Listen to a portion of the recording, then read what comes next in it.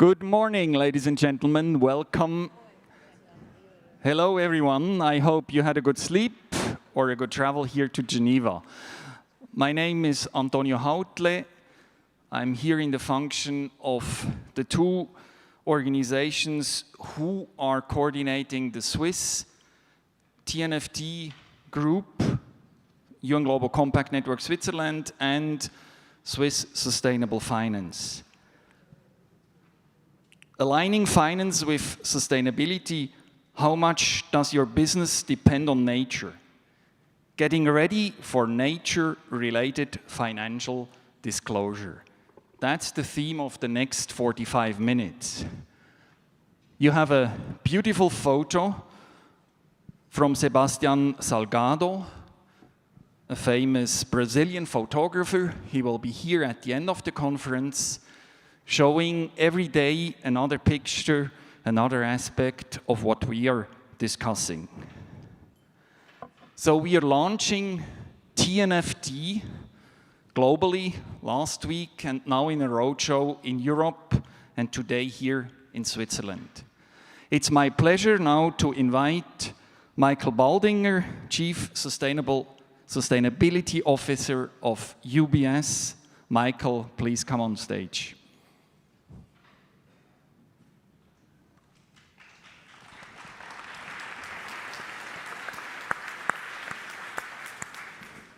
Thank you, Antonio, and ladies and gentlemen, good morning from my side as well, and I'm really honored on behalf of TNFD, Building Bridges and UBS to have you this morning joining us for this, I'm certain, a good panel with a lot of insights. But let me start first to thank Building Bridges, because it is just amazing within just a couple of years how far Building Bridges have come. It is amazing also to see the lineups, the high-level speakers. Just yesterday, I think it was very impressive what we heard. But also, it is important not just for sustainability, but also for Switzerland as such. And let me just give you one little thought about it and how I think about it. This really showcases the expertise we have in Switzerland. We bring even global players in here. This is about attracting capital and investments and innovation. And this is really creating that destination for sustainable finance in Switzerland. That's why Building Bridges is such an important pillar to get us there. So thank you so much, Building Bridges, to have created a platform like this. So we'll know, and we all agree in this room, on climate and transition and how important it is. But I would like to focus a little bit more also on the innovation side and on the light at the tunnel versus yesterday we heard a lot about what is not working and what needs to be done, and we all agree on that. But let's give you an example on climate, for example. Let's look at a state called Texas in the United States. Heavily debated, political, about wokeism, ESG investing, and all that stuff. It is the 9th largest economy in the world by GDP. Heavy fossil fuel, heavy, obviously, energy state. Today, Texas, 30% of all new energy is alternative energy.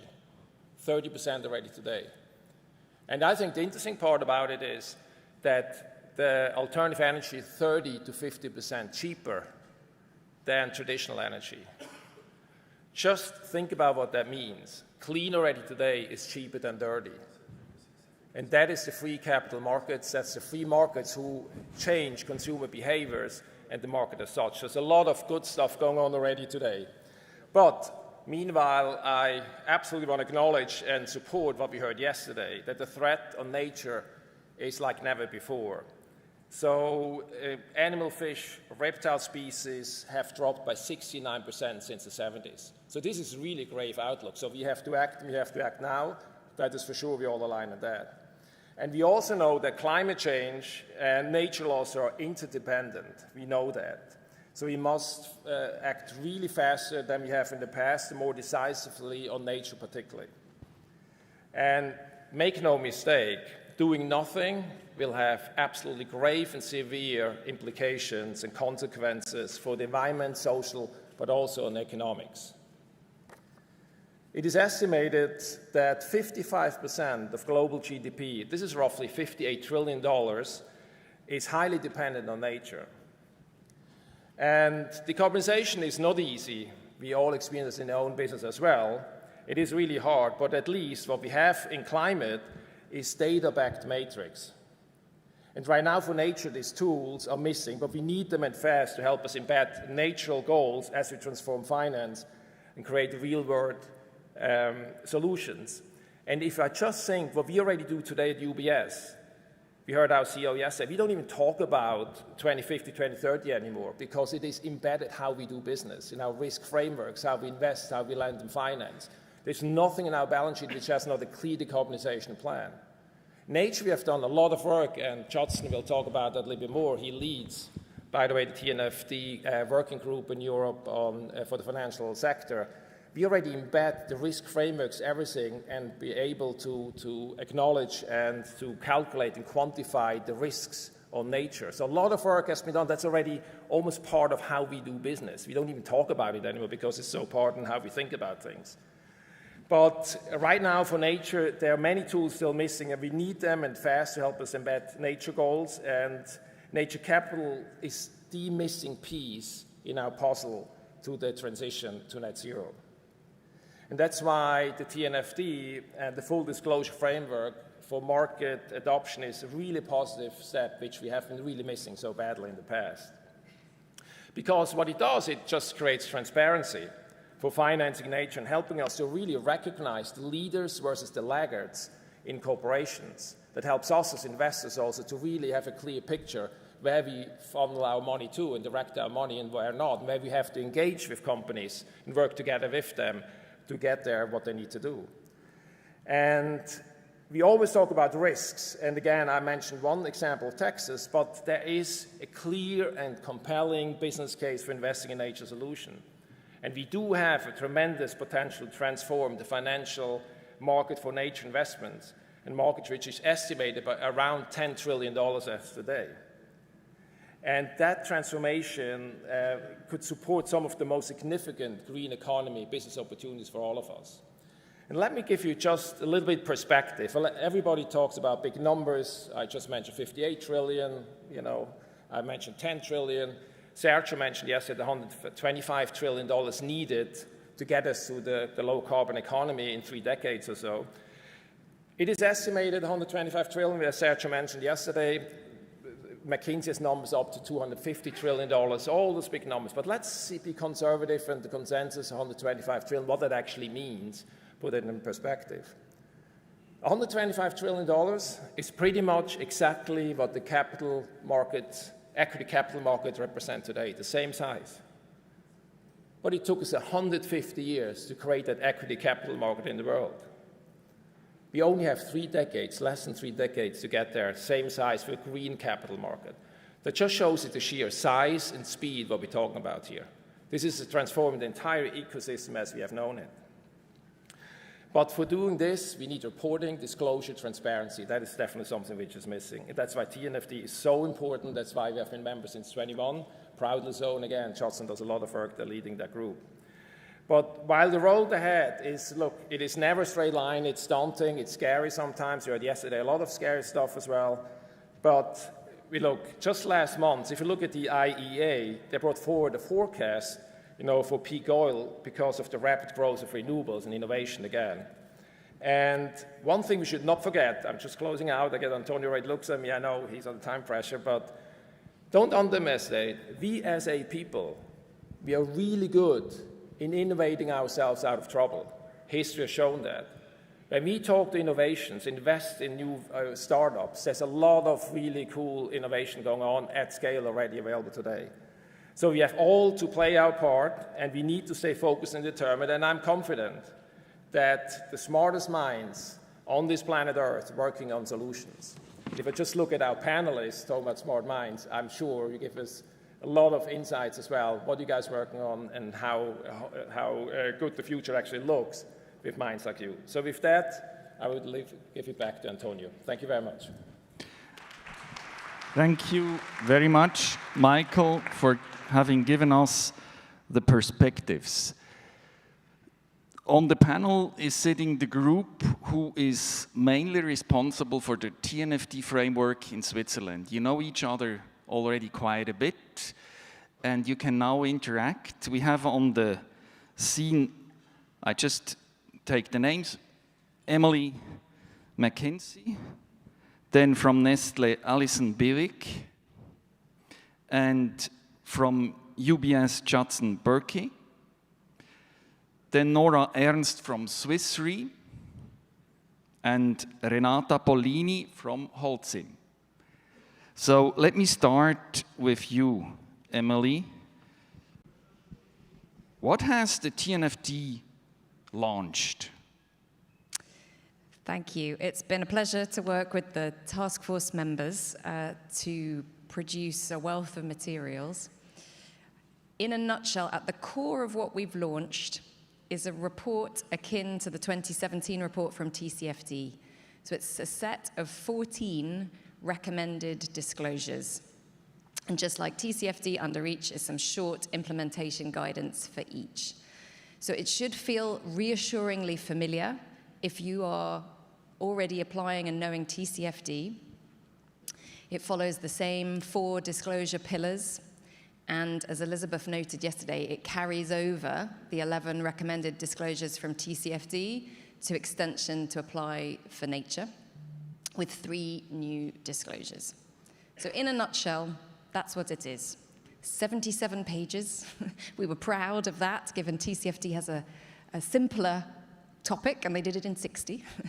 And we've thought very hard about that approach to make it easy to apply, because you can leverage already what you're doing for climate and see the connections.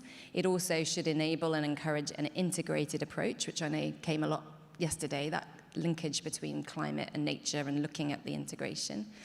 And also, of course, TCFD has now sunsetted into the ISSB, and it also therefore creates consistency, because they follow the same 4 pillars with ISSB and what ISSB are developing as the global reporting baseline. So that's what we've launched at its center, but we have gone a lot further on guidance than TCFD did. So there's also a wealth of practical guidance for how you can get started. We have specific guidance on how to get started. How you can do assessment, so how can you identify and assess your dependencies and impacts on nature and the risks and opportunities that creates for your organization. We've called that the LEAP approach, and that guidance is very rich. It includes links to tools and data sets and insights from pilot testing, because it's now been applied by over 240 organizations, so we draw really practical insights from that. And then guidance on more specific topics. How do you apply this to specific sectors? So Judson and led a working group looking at how is this applied for financial institutions. We also look at how is this applied for types of ecosystem. We call them biomes. But how is it different if you're looking at a forest than if you're looking at a river or a stream, or if you're looking at a marine area? These are just hints and tips for how you do this in practice.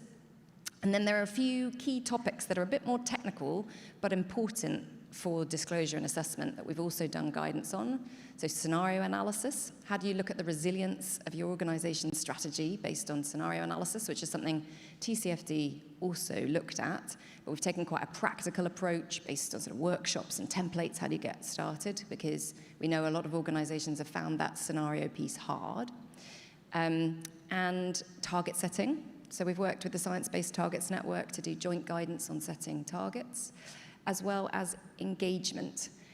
Because nature is local, we've recognized that importance of engagement with local communities, indigenous peoples, and stakeholders who would be affected. So we're drawing on things like the UN Guiding Principles and other best in practice for how you do engagement. So in a nutshell, that's what it is. A set of 14 recommended disclosures, building on TCFD, with a package of practical guidance, which includes tools and ways to get started, so that you can already get started with assessment and get familiar with all of that before moving to disclosure. When you say you, who are the yous? Yes. Who can do it? And maybe now when the recommendations are finalized, what next for TNFD, and what can these organizations, these subjects, mainly companies, to get started? Thank you very much.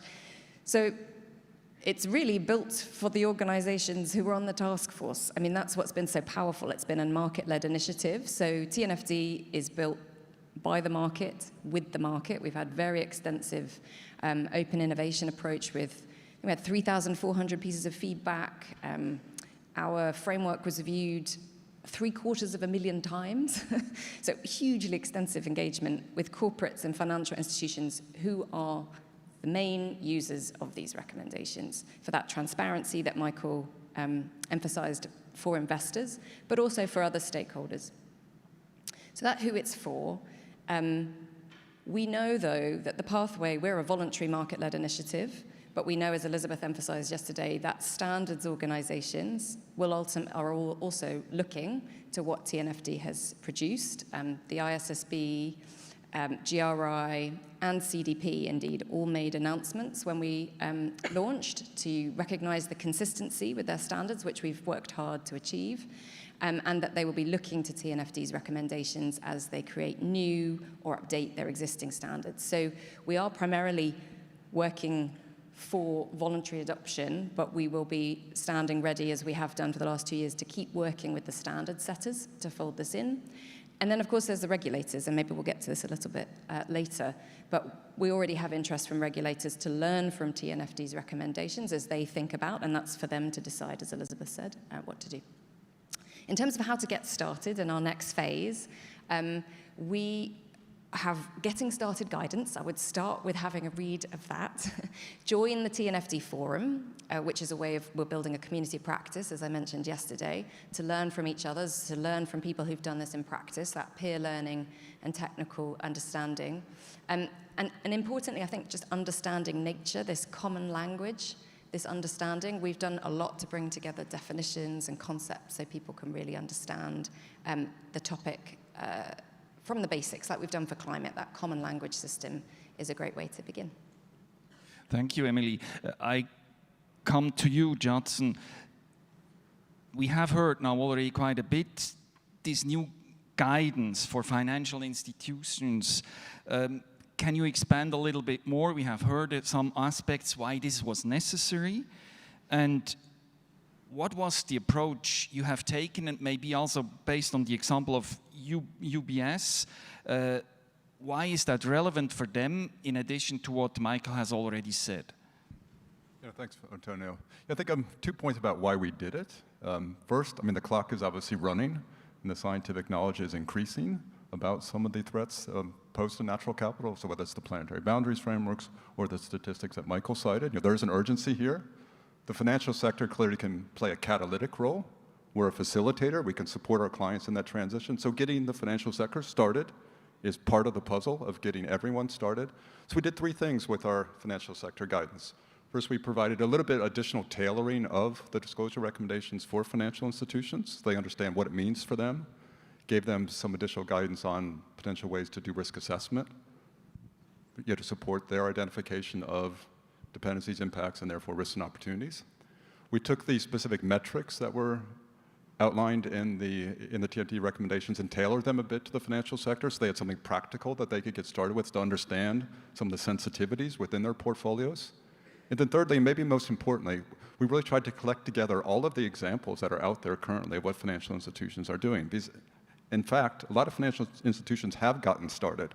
And that getting started is a bit of our theme for TNFD. I mean, for example, UBS, we published last year our first climate and environment report. So we pulled together basically our approach around nature to date and integrated that with our climate disclosures. So, so essentially a TCFD, TNFD integrated type report. Admittedly, we're still getting started on nature to a degree. Your TNFD will be a journey for most firms, like with TCFD. It'll be an iterative process over a number of years, but we published our first nature risk heat map last year. We pulled together some of our overviews on our opportunity offerings for clients around nature, and really just started to make the topic of nature integral to our overall sustainability strategy. And I think most firms really can get started at some level. There's no expectation that everyone does all 14 recommendations for disclosure from the very beginning. You have to start to work your way through it, disclose what you can, and then in the next year make another step forward. So for financial institutions specifically, we really wanted to give them something very practical that can get them started, and certainly there are lots of great examples out there to look to. Thank you very much. And now we have heard from the financial industry, financial sector, now the insurance perspective. It's not by accident that you, Nora, were in this working group from Swiss Re. Can you give us the relevance and the motivation for a large insurance company like yours? And could you elaborate a little bit on that? Of course, happy to. Yes, so I believe we share the sentiment that Judson flagged. I believe we're all only just starting to understand how much we are depending on nature. So that's really a common sentiment that we also share in the Taskforce. I believe we've heard the number from Michael, 50% of global GDP is highly dependent on nature and biodiversity ecosystem services. At the same time, one fifth of countries globally are at risk from ecosystem collapse. So these are the facts, these are the numbers that we are looking at, and with that, as one of the largest global reinsurer, there really is no question on whether or not we want to better understand nature-related risks that we are facing. So with that, the question, why TNFD? That roots in the fact that for us at Swiss Re, TCFD has been perceived as a big success story. As a funding member to TCFD, that has really allowed us to have to test and gather experience with the TCFD framework before it went into force, before it became mandatory eventually. And in light of that, it's been a clear case for us that we want to be part of TNFD, that we want to contribute to shaping it and also to test it for us as a reinsurance company. So where we come from, our main motivation is to better understand the risks, as risk is our core business model.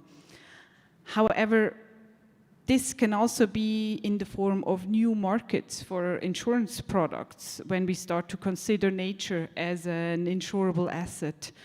We heard yesterday, for everybody who's been here yesterday already, that Swiss Re, for example, is piloting insuring coral reefs. Another example would be insurance schemes for reforestation activities that are conducted in a particular case by an NGO in Brazil, supporting the reforestation of the Brazil's Atlantic rainforest.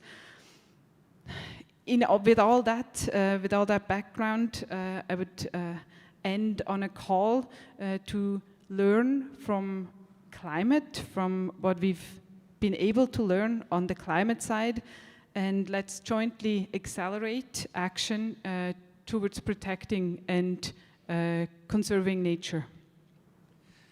Thank you very much, Nora. So that's the financial industry's perspective. And I'm working a lot also with real economy, with smaller companies. We have here now two larger companies. First to you, Alison from Nestlé. Dependency on nature is quite obvious for a big transnational like yours. So how do you approach this dependency on nature, and what is the role of this new framework in this context? And maybe you tell also why you are collaborating in the working group. Hello, good morning, everyone.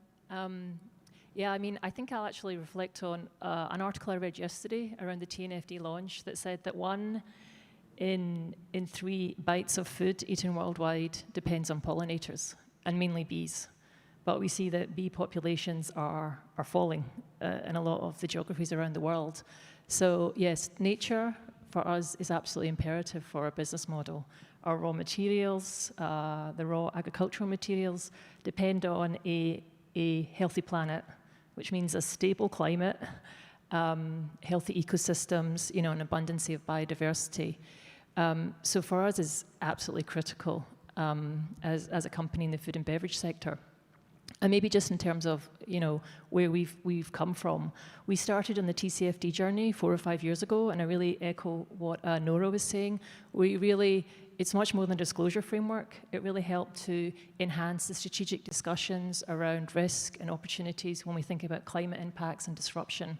So I'm very supportive of the TNFD in terms of the approach they've adopted in really mirroring what TCFD did.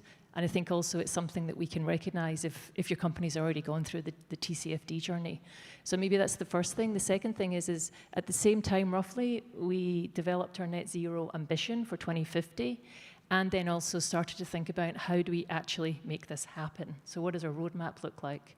So going through that, thinking about climate risks and opportunities, as well as what are the solutions out there to try and lower our carbon footprint. It really brought us to the core of our interactions with nature, the land, the water, the biodiversity. And really, for Nestlé, we see climate and nature as completely integrated, and they go hand in hand. And really, the core is around the soil health, the fertility, the nutrients in the soil. So more nutrient-dense soil absorbs more carbon, avoids carbon leakage. More organic matter in the soil helps to restore and support water cycles, as well as drive and encourage biodiversity. So that could be microbes or fungi or invertebrates or, or bird life and bees. So really, I think where we landed was we need an integrated strategy, to really tackle not just our carbon footprint, but also start to try and build resiliency when we think about physical climate change. So we see that more sort of nutrient-rich soil helps in terms of adapting to climate change, and then that also then helps the farmer in terms of livelihood and then more security as well.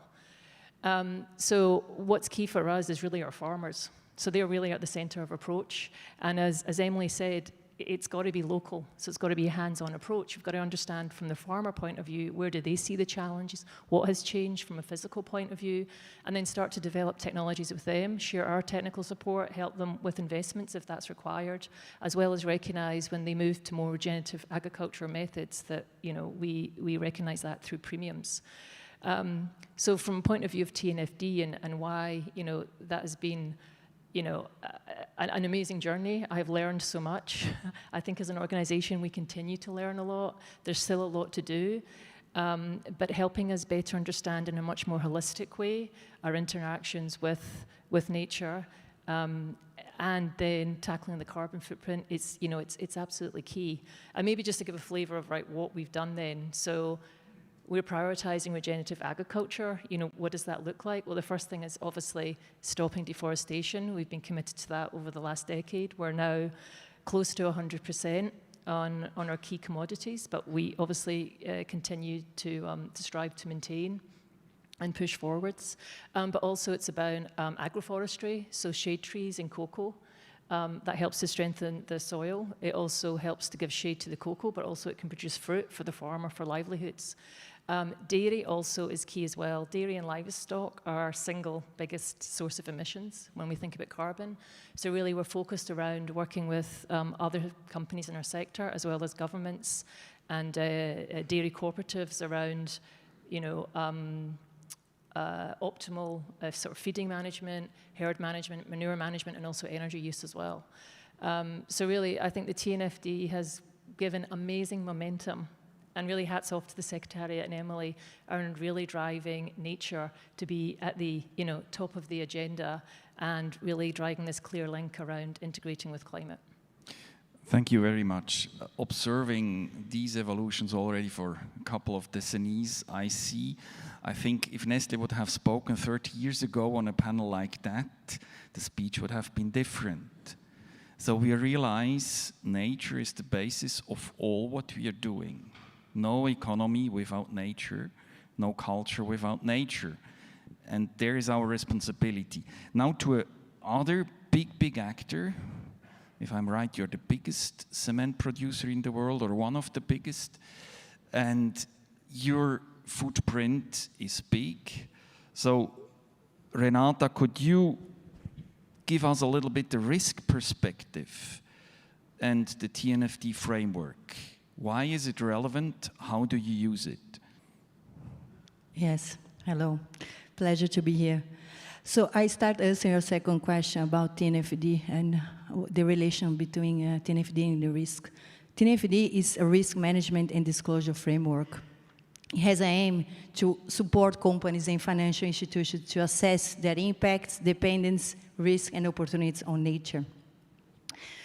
In TNFD, I think one important aspect is that they are recommending companies and financial institutions to, first of all, disclose if they're using a single materiality or a double materiality approach. That's quite an important aspect. And then they have some how-to guidance to support companies to assess their impacts, dependence, risk, and opportunity. One important one is the LEAP approach, one that Emily was mentioned.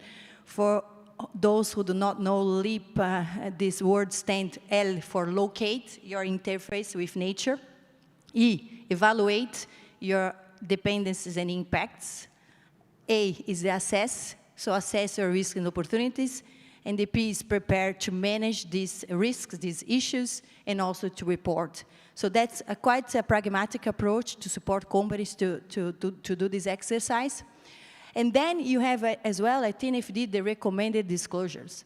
And they are split in 4 columns, which are similar to the TCFD. The first one is about governance, second is strategy, third is about risk and impact management, and the fourth one is about metrics and targets. We are talking about risk, so on the risk and impact management, we have 4 main disclosures. One is about how companies and financial institutions are assessing their impacts, dependencies, risk, and opportunities in our own operations. The second one is about this similar one, but how we are assessing it in the value chain, upstream with the suppliers, but also downstreams with our customers. The third one is about how we are managing these risks. And the fourth disclosure recommendation is about how we integrating these into the overall risk management approach.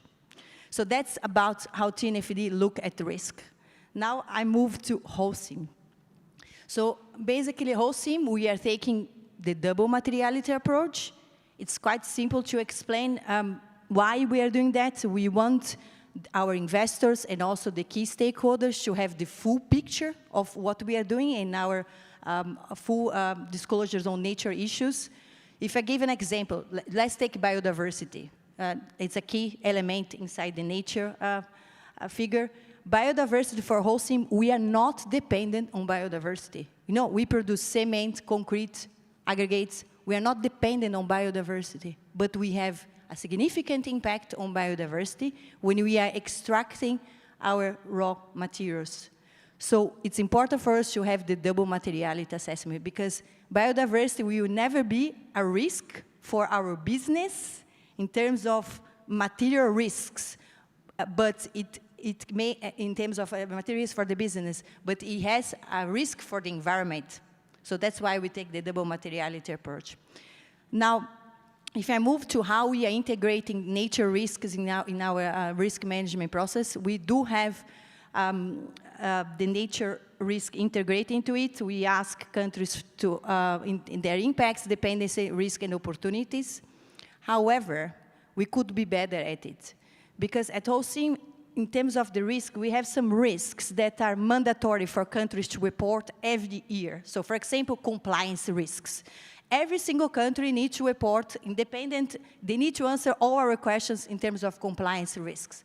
Nature, at the moment, is not mandatory for all the countries. And we want to make that mandatory for all the countries. So every year, the countries, we need to check what are the questions on nature-related impact, dependence, risk, and opportunities, and they need to answer us. So that we have like a proper full picture. So just, it's quite timing that we are here today because I am at the moment working some slides to present this proposal to our executive committee to make sure that we are then taking into account every single aspect. And this is thanks to TNFD, because this really helped us to really deep dive in our risk management process and see where can we be better. And that's where we want to improve. So thank you. you do not directly depend on nature, but you influence strongly nature. On biodiversity, on nature, we, like, for Yeah, example, for the water, we are material. dependent. but- Biodiversity. Yeah. Yeah, that's right. And with Nestle, it's different. If you do not respect it, you will be out of resources in the long run. We have now some 10 minutes to open up a little bit and discuss among us. And if there are comments or questions from the public, there is somewhere a micro. I will then come also to you. Yeah, okay, perfect. But first, oh, look, yeah, we will not have enough time. Just one question to you, Emily, because the important thing I hear oftentimes from companies, no, not another framework, not more administrative things. So can you give us just a little summary on what is TNFD building on? How is the connection to the other, also legal and non-legal frameworks? You have mentioned something already, but... Thank you. So we have been a consolidator of the best of what's out there. If I had a slide I would show you, we have this puzzle graphic that shows all the pieces that we have pulled together from work that has been built for decades. So when we developed our overall measurement approach, which I didn't have a time to describe, we were building on, we did a landscape assessment of metrics in existing standards from GRI, what CDP are asking people to disclose, from the European standards, and so on. We took that and we built upon it to create, filtered it to create a consistent, smaller set of assessment and disclosure metrics. Whether it be our risk definitions, a drawing on that developed by the Network for Greening the Financial System. For scenario analysis, we've built very much on TCFD. So we've really been building on the best of what's out there. And so the LEAP approach that Renata described really gives all credit to the intellectual property and work of many other organizations. For example, for the evaluate phase, when you're looking at impacts and dependencies, we're really building on the Natural Capital Protocol, which has been around for nearly a decade and has been widely tested. When we look at target setting, we're drawing on TCFD's guidance, but also the Science Based Targets Network. So we've tried not to reinvent wheels, and fortunately, thanks to the work of many people in the room, we could do this rapidly. So that's how we've consolidated. I also just wanted to use your question to speak about the European standards, if that's okay, because it is a European launch. So I was wondering if everybody in the room, including those on stage, could just put their hands up if they will need to follow CSRD and the European reporting standards. Just raise your hand if that would be relevant to you. Many. So for you, what we've learned from the pilot testing organizations I mentioned, these 240 organizations that have pilot testing, have said, for those who are following CSRD and the European Sustainability Reporting Standards, the TNFD's guidance, especially the LEAP approach and this practical guidance, adds a huge amount of practical value. And indeed, the European standards specifically signpost, explicitly reference the LEAP approach and our guidance, for example, what we're developing on sector guidance and scenario guidance for users to go and get started. So we see the TNFD's work really adding practical value, practical insights to help you apply the European standards. Conceptually, they're very aligned with the same 4 pillars. Most of TNFD's recommendations for disclosure are incorporated, and conceptually our metrics are broadly consistent. So there's a lot of alignment, and we hope to add a lot of practical user guidance for those of you who raised your hands. So thank you. Though also from a legal standpoint, it makes sense to have a closer look to that framework, but also if, as a company, in the financial or in the real economy, it makes sense if we want to do something for biodiversity. I just open up now. Can you just give your name and then your question or comment? Thanks. My name is Pavan Sukhdev, earlier study leader of TEEB, the Economics of Ecosystems and Biodiversity Project, and now CEO of GIST Impact. We calculate impacts. One quick observation and then a question. The observation, firstly, to all of you, congratulations. I am absolutely delighted that TNFD has happened on time, to quality, and with effect. So well done. And the many things that makes me pleased about TNFD, but the one that stands out way above the others is that TNFD builds beyond TCFD because it includes, as Renata rightly points out, impacts and dependencies, both. So it is truly for stakeholders, not just for shareholders, compared to TCFD, which is focused on only shareholder value. So in that sense, it has actually broadened the lens in the right direction. I therefore commend especially Holcim and Renata for you recognizing that, knowing that even though biodiversity is not a dependency for you, but there are big impacts and you need to measure them and manage them.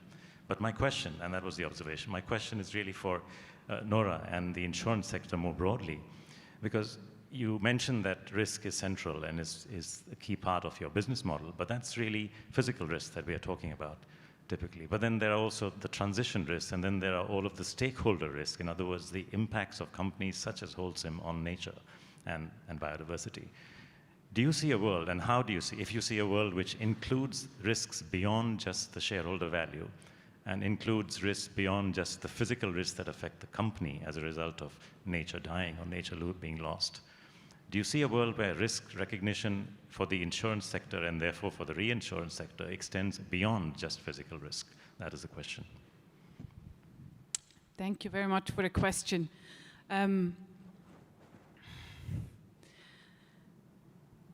It is our business model. Risks are our business model. We do see on the physical risk side, we do see our business heavily impacted by these changing environments, by the impacts of nature degradation, of climate change that we're having. So it is essential for us, you pointed it out, to understand these physical risks. Beyond, we've heard the numbers, right? Beyond these direct impacts, these physical risks that we are facing, there is, just looking at the numbers that we've heard today when talking global GDP and the likes, there is systemic risks to nature, absolutely. And we are, as stated before, we are starting to better understand the risks that we are facing. We are starting to get a hold on both the impact, but also the dependency side.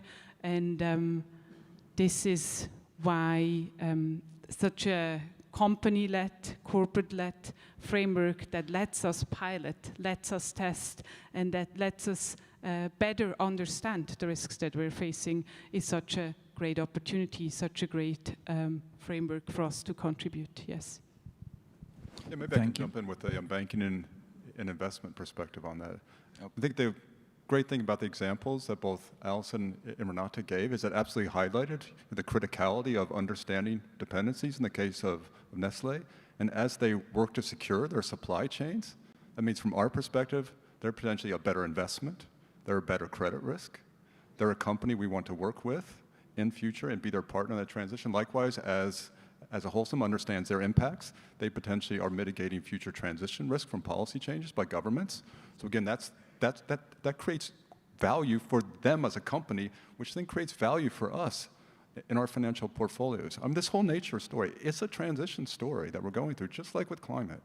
And that's going to tease up incredible opportunities, investment opportunities, opportunities to help large firms transition, opportunities to help new firms come to market with new products, new services, create the value of the future.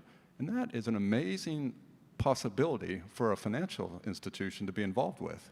So having companies start to understand these issues, us work with them on that, us maybe help them unlock some of this value for them, that is a huge, huge opportunity for us. And the firms that do that well are going to be the winners of the future. And that's where you want to be as a financial institution, that's where you want to be as a company. So absolutely, to answer your question, Pavan, I think that's happening now, honestly. I think it's not imagining a future world in which maybe we think about integration of impact into capital market decisions, into financial decisions. I think it's happening now because the companies that really get this are the ones that are going to be the winners for the future. Thank you very much. Jan, please, Renata. No, I just want to comment something. At TNFD, there are mainly three categories of risk. Emily, correct if I'm wrong, but it's physical risk, the systemic risk, and transitional risk, right? So, so basically, we're not only talk about physical risk, we also talk about transition risk and also the systemic risk, as Nora mentioned as well. I just wanted to maybe add on the insurance piece, maybe just a very practical example. I completely agree with your point. The solutions have to be integrated and consider the stakeholders across the entire value chain.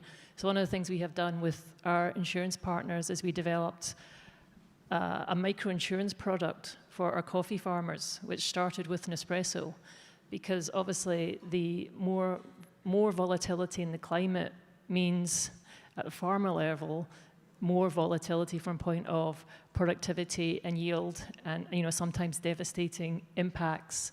So we developed microinsurance product that was affordable and accessible for them to help, I guess, smooth out the fluctuations when they think about the climate volatility they are facing.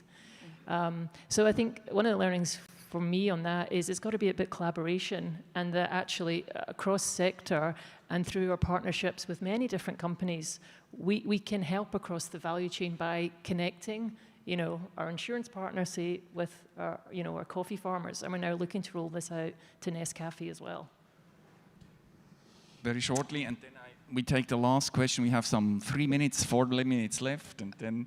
Okay, I'll just, on systemic risks, as physical and transition risk are two of our categories, but systemic risk, repeatedly we had some feedback as we put that to the market in the last 2 years. Why are you looking at systemic risk? That's just for central banks and supervisors. But repeatedly we discussed with the task force, this is directly relevant to institutions also, because we know that ecosystems can collapse. They are not linear. You push them to a certain point, they can collapse. We know there's also financial stability risk. All of that is directly relevant to the risk management that Renata described.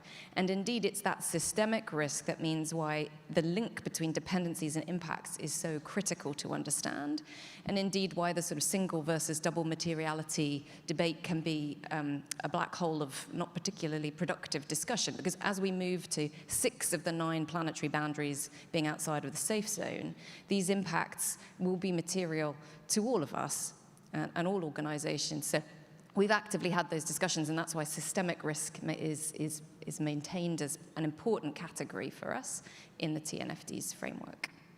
Thank you. A last question before we sum up. Can you give the micro, please? Yeah. Okay, I think you hear me now. Hi everyone, my name is Meha Lotha, and I'm a sustainability professional from the finance industry. Judson and I, we have worked together in the past. So really great to hear all your insights from big corporates as well as finance and insurance on the TNFD and how you've made a good head start. I think that's really key. Now my question is more about inclusivity.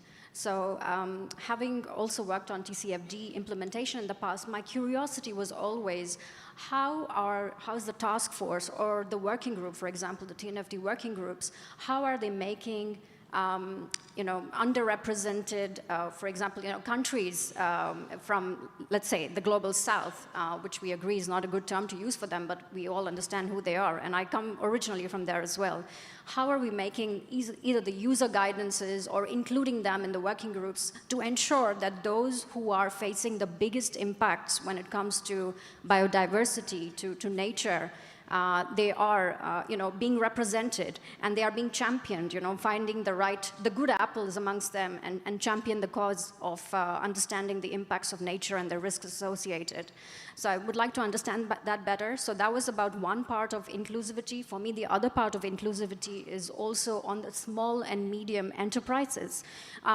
We have all the big names on the stage today, but I'm also curious, what does it mean for them? Because collectively, they have a really huge impact on both the risks and on the impact, for biodiversity and for nature. So curious to hear your thoughts on that. Thank you. 2 excellent questions. One of the 7 principles of TNFD before we launched, indeed, our informal working group phase is to be globally inclusive. This is an absolutely critical principle for TNFD, that what we produce is global and can be used in emerging markets. And I'm delighted that we indeed have funding for our next phase from the German government, which is specifically focused on building capacity in emerging markets. So we have had good engagement. We've had input from 68 countries. If I were to show you the map of the feedback we've had over the last 2 years, it broadly covers many emerging markets, but we know we need a concerted effort to build that capacity and to get even further engagement as we now move to this phase of adoption. And so that we have now identified, I think, about 20 specific countries that are both highly mega diverse and important emerging markets where we'll be doing that specific engagement. So I think we've done a good job. We're about to do an excellent job in the next phase. On SMEs, and others may wish to speak to you also on this after, we have, by developing the LEAP approach and being practical about getting started, and by doing the pilot testing, we know it's possible to do this assessment, and it's useful even by SMEs.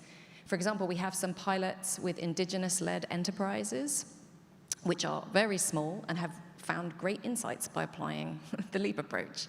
And indeed, we've said in the next phase, next year, we'll learn from that and do some very practical guidance for SMEs in particular. Because we know, because nature is local, that as Nestlé gets going with this, they're going to need information from their farmers. We don't want to create a huge reporting burden, but we know there will be an expectation, especially upstream, for SMEs to do this. So that's another priority for our next phase. Thank you very much. We have to wrap up. To the regie, can I have back the picture of Sebastian Salgado, please?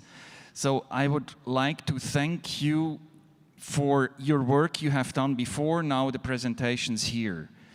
It's about what we see on the picture, we get it back. It's about biodiversity. It's about the basis of our life, of our lives. It sounds technical, but it's very concrete and it's very, very relevant. So thanks to you, thanks to Swiss Sustainable Finance.